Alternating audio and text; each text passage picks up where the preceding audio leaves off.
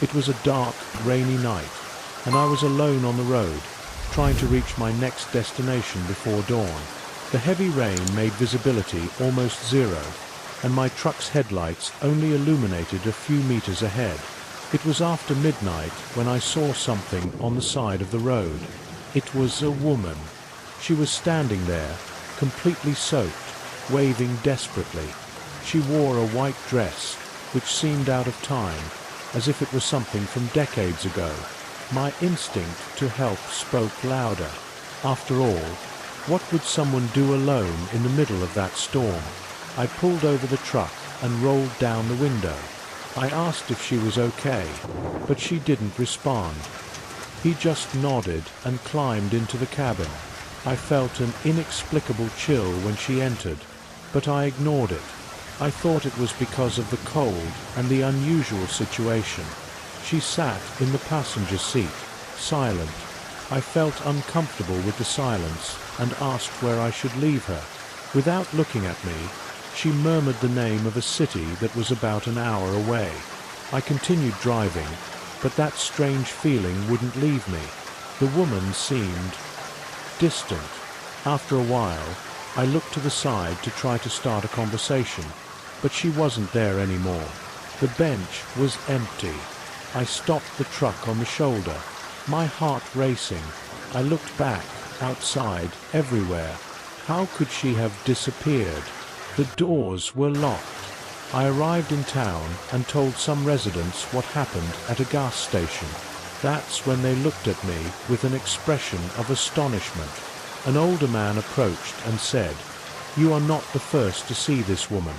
She died in a road accident about 20 years ago, trying to call for help.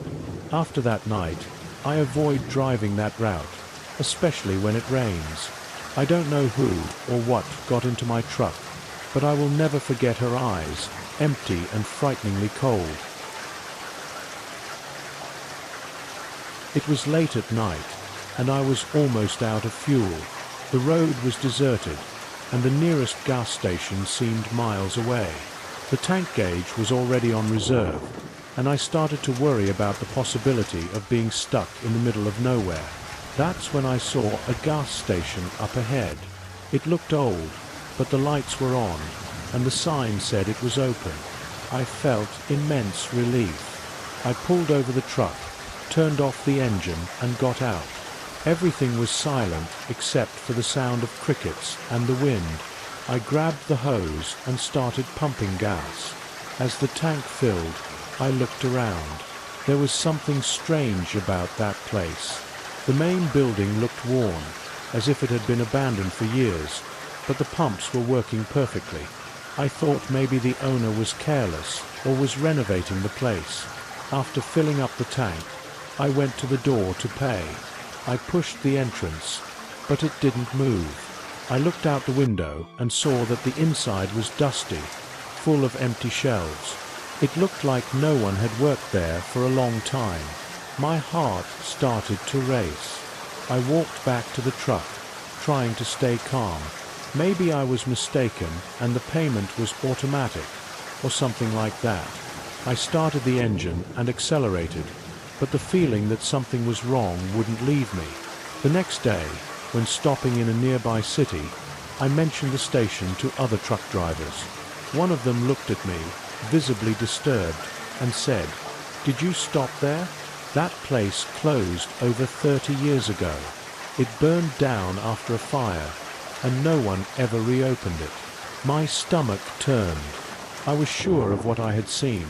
Lights, pumps working, everything as if it were in operation. To this day, I can't understand what happened that night, but one thing is certain. Something or someone still keeps that post working for lost travelers. After that conversation, curiosity consumed me. Something inside me said I needed to know more about that position. I decided to return to the area a few days later, during the day, in hopes of clarifying what had happened. Upon arriving at the location, my heart froze. Where I had stopped that night, there was nothing but ruins. The fuel pumps were corroded with rust, almost collapsing, and the main building was little more than a burned-out shell. Vegetation had taken over everything, as if no one had set foot there in decades. I walked slowly through the area, trying to find any sign that it might have been different that night. That's when I saw something that made my blood run cold. At the base of one of the pumps were fresh tire tracks, right where I had parked. The pattern was identical to my own tires, which confirmed that I had indeed been there. Suddenly, I felt a strange weight in the air. The silence was absolute, as if the entire world was holding its breath. A cold wind blew past me, even though the sun was shining. It was as if the place was watching me, aware of my presence. I decided to get out of there before something worse happened. As I walked back to the truck, I took one last look at the ruins. For a brief moment, I thought I saw someone standing in the broken window of the building, watching me. It was impossible to make out who or what it was, but its eyes seemed to shine with a faint, almost oppressive light.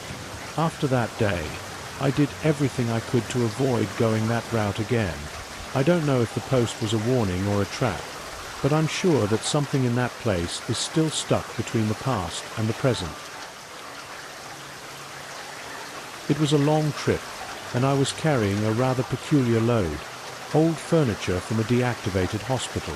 According to the person responsible for the shipment, many of the objects came from a psychiatric sector that had been closed for decades. I didn't pay much attention to the story. For me, cargo was cargo. It was past midnight when I started to hear the first noises, a slight tapping sound, as if something was moving in the cargo hold. I thought it was the bumpy road causing the noise, so I continued driving, trying not to get distracted. But the noises got louder. Now, in addition to the knocking, he heard what sounded like scratching. My heart raced, but I tried to remain rational. Maybe it was just the vibration of the truck or an animal that had entered the compartment. I decided to pull over to the side of the road to check. With flashlight in hand, I opened the back door. The light revealed only the furniture stacked and tied together, the way I left it at the beginning of the trip. Everything was in place. I closed the door, still uneasy, and returned to the cabin. But as soon as I started traveling again, the sounds returned, more intense. Now it seemed like something was trying to get out, banging against the walls of the compartment. My blood ran cold when I clearly heard a sound that sounded like a low, slurred laugh. I decided not to stop again. I drove straight to my destination, ignoring the noises that became increasingly disturbing. When I finally arrived and unloaded the load, I mentioned the sounds to the warehouse employee. He just looked at me with a strange expression and said, "Don't worry, a lot of drivers say they hear things with this load, especially with the furniture in room 13. They say a patient died there but never wanted to leave. Since then, I avoid carrying anything that comes from old hospitals. Some stories are not just legends." It was a quiet night, perfect for driving. The load was light, and the GPS showed a simple route along the interior highway. Everything seemed normal, until I started to notice something strange. The same landmarks on the road appearing over and over again. At first, I thought it was just me. An abandoned warehouse, a broken fence, and an old rusty sign appeared on my right. I ignored it, thinking that maybe the road had subtle curves that would take me through the same spot. But after a few more miles, I realized it was the exact same scenario. I looked at the GPS again. It showed that I was following the correct route, but it didn't seem to move forward, as if the path was blocked. The radio began to hiss, a static sound that bothered me deeply. I decided to turn it off, but the silence that remained seemed even worse. I continued driving, now more attentive, trying to identify something different on the route. After a few more minutes, I saw a gas station lit up in the distance. The relief was immediate. After all, I could stop, have a coffee and get my bearings. But as I got closer, I noticed something terrifying. It was the same checkpoint I had passed before, exactly identical. Same sign, same lights, and even the same parked cars. I decided to stop the truck and get out to look around. The wind was strange, cold, and the environment seemed dead. There was no one at the post. I went back to the cabin, but when I started the engine, the GPS simply went out. I was lost in the dark, completely alone. With no alternative, I continued driving, trying to find the end of that loop. It wasn't until the sun started to rise that I finally recognized a different section of road.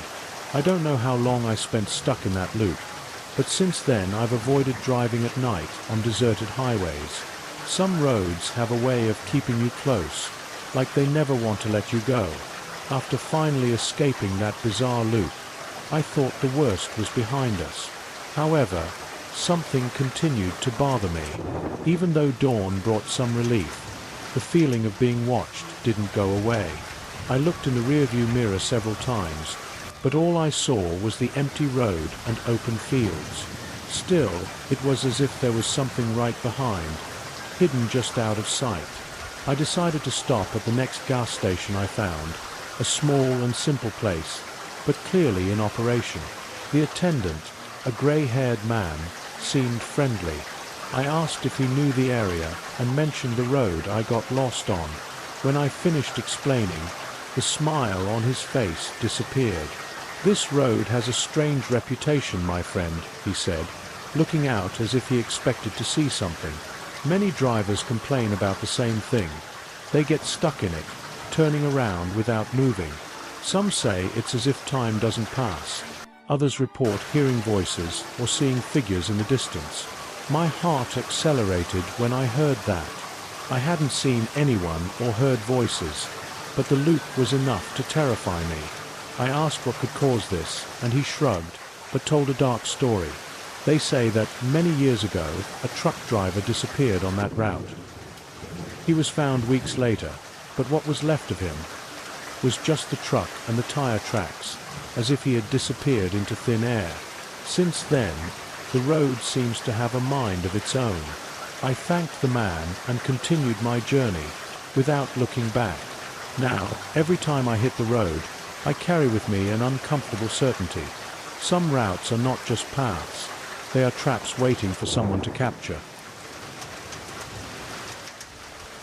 It was a cold night, and I was alone on the road, crossing a winding, mountainous region. The fog was thick, and the darkness made everything seem even more dangerous. My only focus was keeping the truck on the road and getting to my destination safely. Suddenly, I saw flashing red lights ahead. It was another truck, slower, heading up the mountain. I felt a certain relief when I saw him. The idea of following another vehicle on that treacherous road reassured me, as if there was someone guiding me. I kept a safe distance and followed the lights. They seemed stable, always at the same distance, gently climbing the dangerous curves of the mountain. But as we progressed, something started to feel strange. The truck in front made no noise, no engine sound, not even the characteristic noise of the brakes. I was uncomfortable, but I continued following. The road was too dangerous to distract me with irrational thoughts, until, on a particularly sharp bend, I saw the lights ahead disappear completely. I thought the other driver had sped up or taken a different route. When I reached the bend, my heart froze. There was no road. It was a deep cliff. If I had gone straight, I would have fallen. I braked sharply, my heart racing, and I stood there for a few minutes, trying to understand what had happened. I stood there for a long time, trying to process what had happened. Panic was setting in, but I knew I needed to keep going, so I put the truck in gear and continued my journey. The road, now quieter and calmer, seemed even scarier, as if the night had closed in around me. As I drove, I couldn't stop thinking about the red lights on that truck.